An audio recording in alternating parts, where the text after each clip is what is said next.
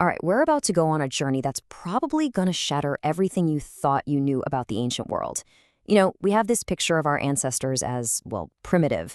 But when it came to medicine, they were performing feats that honestly rival modern science. So let's kick things off with a scenario that just seems impossible.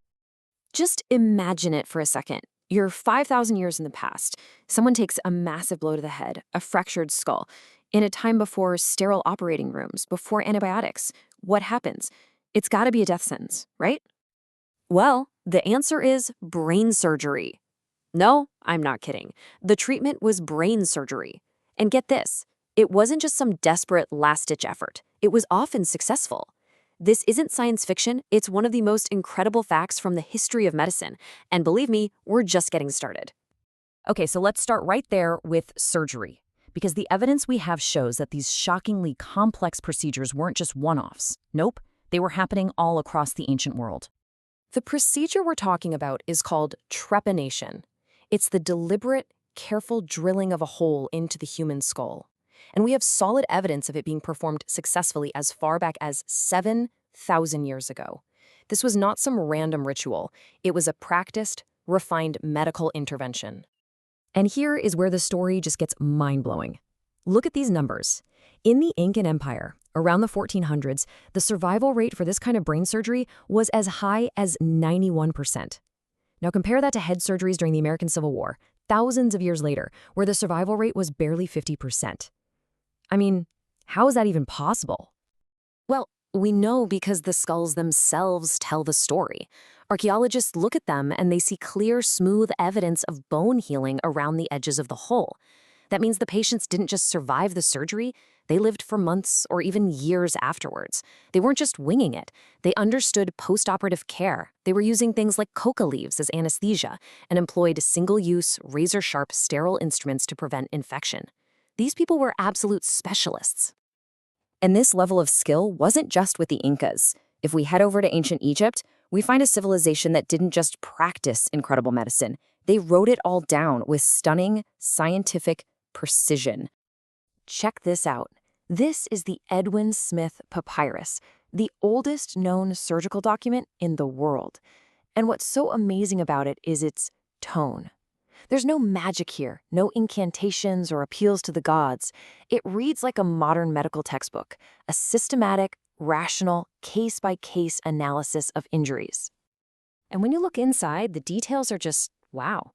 The author lays out 48 different cases, identifying anatomical features we take for granted, like cerebrospinal fluid and the protective membranes around the brain. But even more amazing, the papyrus makes the direct link between a brain injury on one side of the head and paralysis on the opposite side of the body. That's a discovery that Western medicine wouldn't fully grasp for thousands of years. They detail everything from how to suture a wound to how to set a fracture. And you know how they achieved this kind of precision? They had an incredible surgical toolkit. We're talking bronze scalpels, forceps, saws. You could honestly look at these instruments and be forgiven for thinking they came from a modern operating room, not one from over 3,000 years ago. All right, so from Egypt, let's jump over to ancient Greece. This is where the focus of medicine really starts to shift. It's less about the practical how-to and more about asking these huge questions. What is the fundamental nature of disease, and what is a doctor's real duty? So you can kind of think of it like this. If Egypt gave us the world's first surgical textbook, Greece gave us the world's first medical theory. They weren't just interested in treating one specific injury. They wanted to build a whole framework for understanding health and illness itself. That is a massive leap in thinking. And right at the heart of this revolution, of course, was Hippocrates. He pushed this radical idea that diseases have natural causes. They're not just punishments from the gods. And his most famous legacy is this simple, powerful principle, a code that established medicine as an ethical profession, a promise that doctors still make to this day. Now, the Greeks developed what's called the theory of the four humors.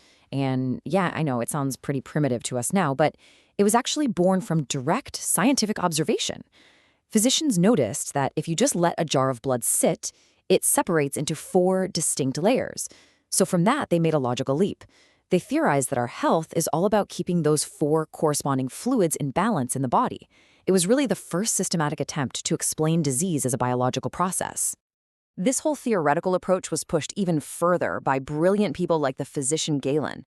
Through careful dissection of animals, he made these monumental discoveries. He was the one who proved that arteries carry blood, not air, which was the common belief at the time. And he started to map out the nervous system, showing exactly how injuries to the spinal cord led to specific kinds of paralysis. His work was so influential, it became the undisputed medical authority for over 1,000 years. All right, for the last leg of our journey, we're heading to ancient China, which developed a medical system that was completely different, but just as complex and sophisticated. It was all based on energy, balance, and a truly holistic view of the body. So I'm just going to put a number up on the screen. 11,000. What is that? Well, get this. That's the number of formal prescriptions listed in China's great medical encyclopedia, the Compendium of Materia Medica. It's just staggering. It speaks to a system built on literally thousands of years of meticulous observation and practice. Now, the absolute core of Chinese medicine is the concept of qi.